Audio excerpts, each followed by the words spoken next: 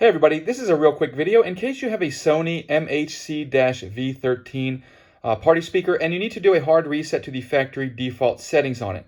Now there's two main reasons you would want to do this. The first one is troubleshooting.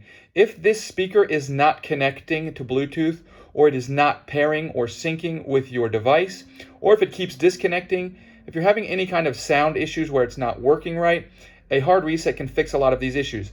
Now you will need to set it up again because everything will be wiped off of it and it will be like it just came out of the box, which is the second reason you might want to do this. If you just want to set this speaker up as a new speaker, we can go ahead and wipe everything off very easily and get it started as a new speaker. All we're going to do is we're going to start by unplugging the speaker, then wait a few seconds and plug it back in. Once we've done that, we're going to come and we're going to find the Fiesta button over here and the guitar button over here.